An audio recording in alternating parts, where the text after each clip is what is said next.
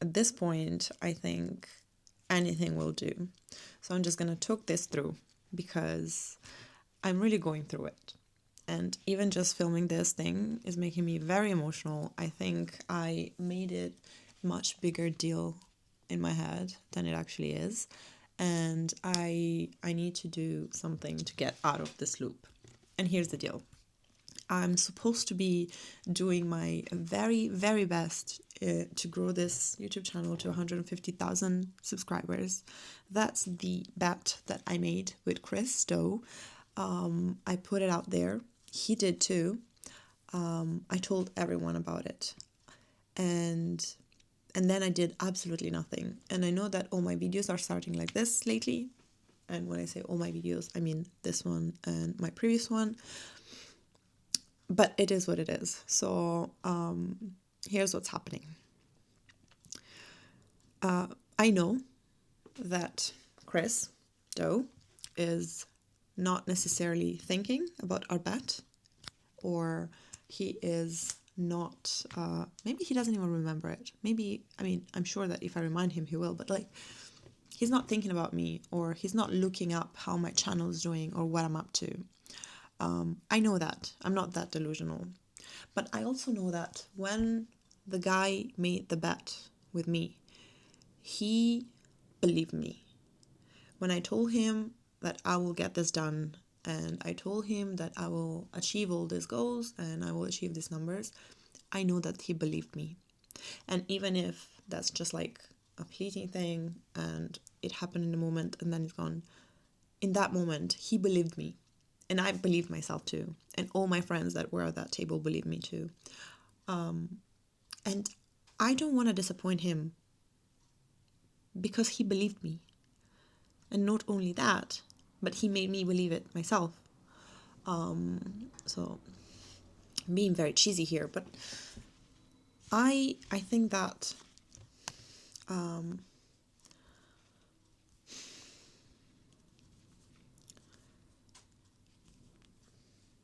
I had this dream of making content for a living for the longest time.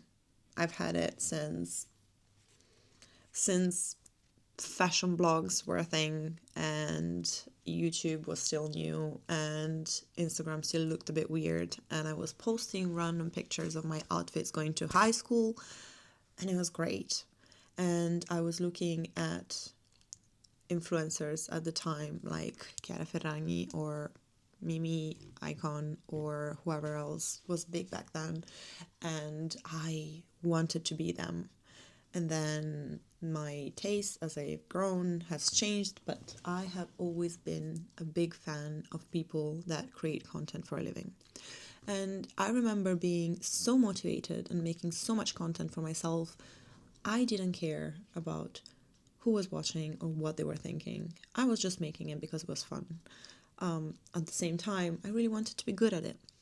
So I would learn and watch everyone and study people and try to understand how they got to a certain level or how they got that result. Like, this has always been my dream, not because it could be a fruitful career or you could build a massive business and make a lot of money, but because it just felt like you could build something very big from absolutely nothing just by using your creativity and talking to someone, talking to your camera, but directing that to someone specific that you might have in mind and inspire them and get them to get to a certain, like, it's always been something that I was extremely inspired by.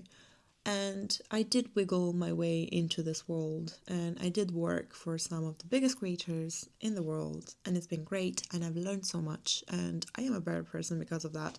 And seeing the impact that someone like Ali had on his audience and the DMs that people would send him, that was like even more and more motivation for me to wanting to do this for a living. And I've always had my why very clear, and I've never thought about it as a means to make money. It's always been something that I just really want to do because it makes me so happy. I haven't posted many videos in my life, but every time I do, it's just so exciting. filming the video, editing the thing, adding sounds and music and effects, and thinking it through, and then posting it and looking at the analytics and the numbers and getting so excited about like 5 views and 10 views and 20 views. Like it's such a silly thing, and champagne problems and whatever. But like that's always been something that made me excited. And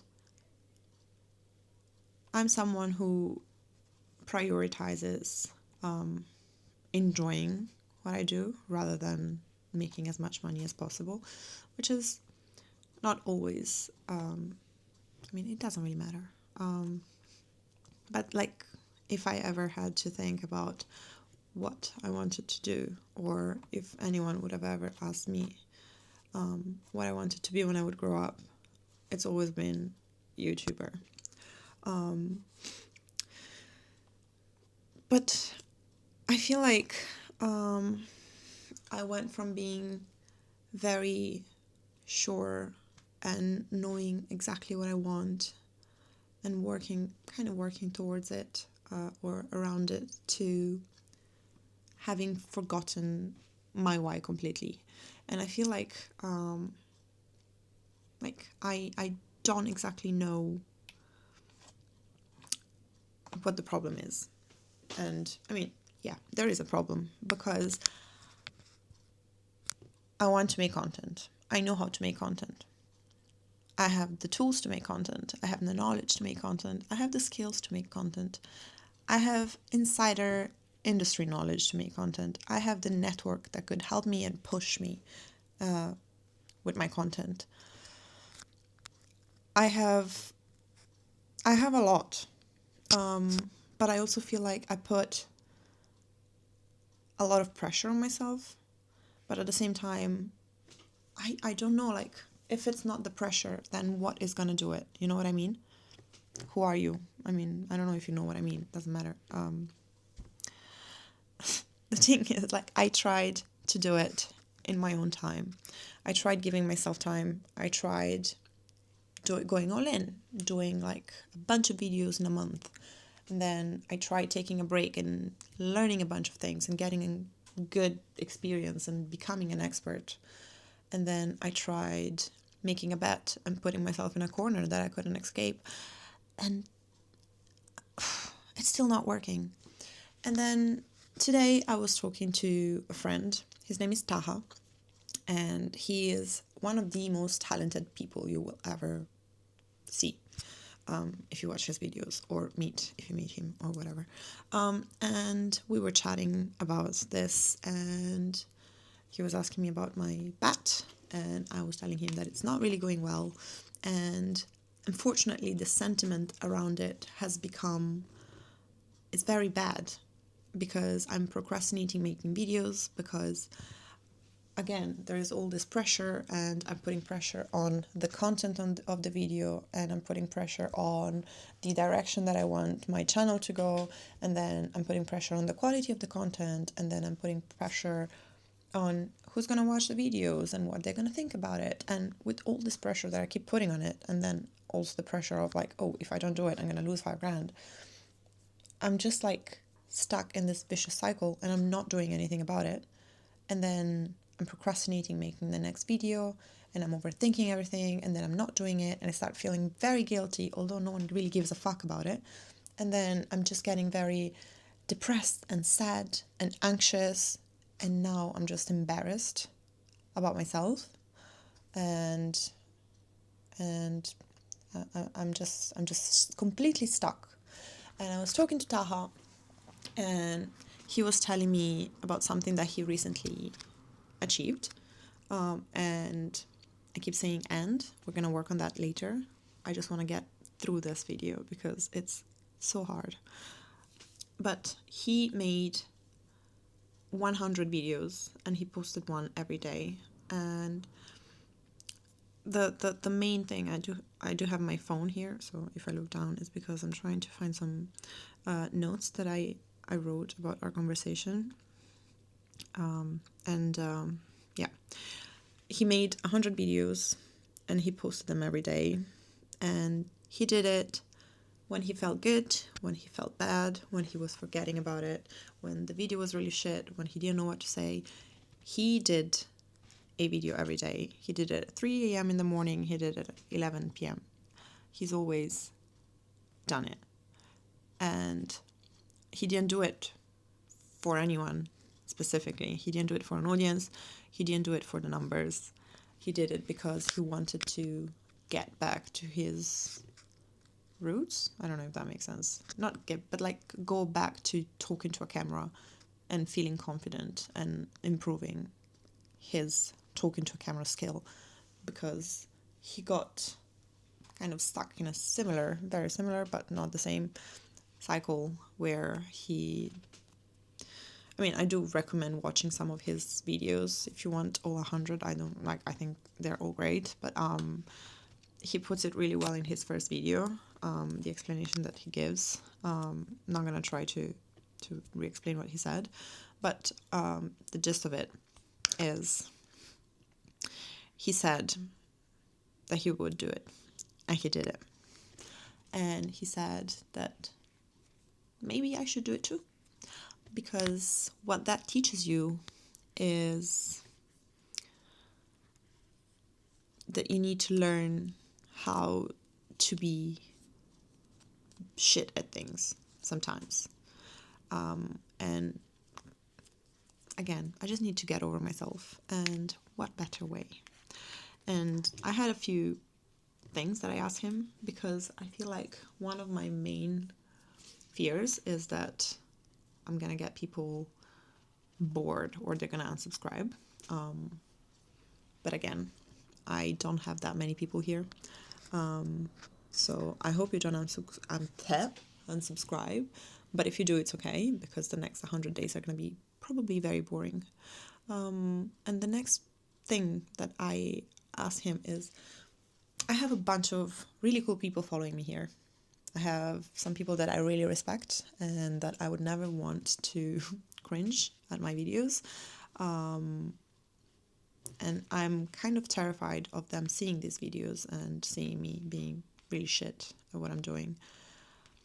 And his response was that, number one, they are probably not watching my videos because they are very busy people, which is true. I mean, let's be very freaking honest. They're not going to be here watching this video. But also number two is that these people went through this phase that I'm going through right now, and they know exactly why I'm doing it and what it means. And no, they're not going to be judging me or laughing at me. They're probably going to be like, oh, she did it, great, and move on. So, don't know. What am I really worried about here? It's not like I have a massive audience and I'm monetized and I'm going to be losing a bunch of money and everyone is going to be talking shit about me and then they're going to cancel me or whatever. No one cares. So posting something very shit is better than not posting anything at all. And it's just a good way for me to train this cringe muscle and get over myself and just try and experiment and post and learn how to talk to a camera, how to articulate my thoughts, and hopefully figure out my why again, because I kind of lost it on the way here. Yeah.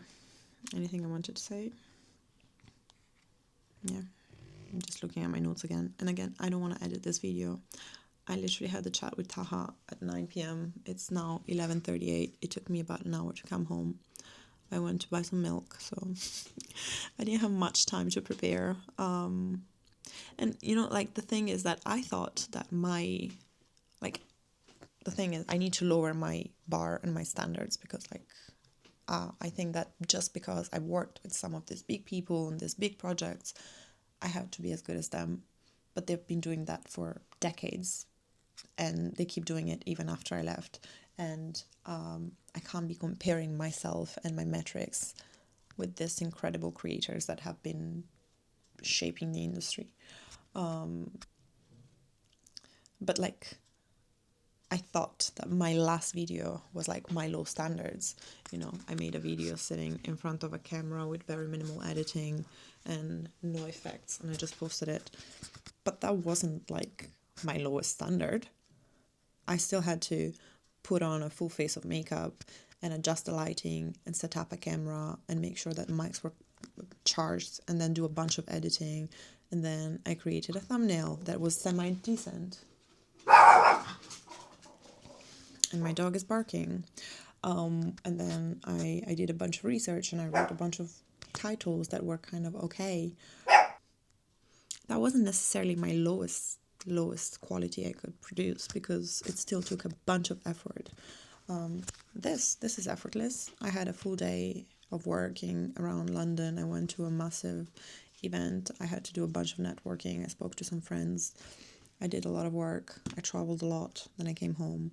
I turned on my camera and now I'm here talking. So this is what I should actually be doing, rather than trying to make groundbreaking videos that are going to change the world, because that's not happening.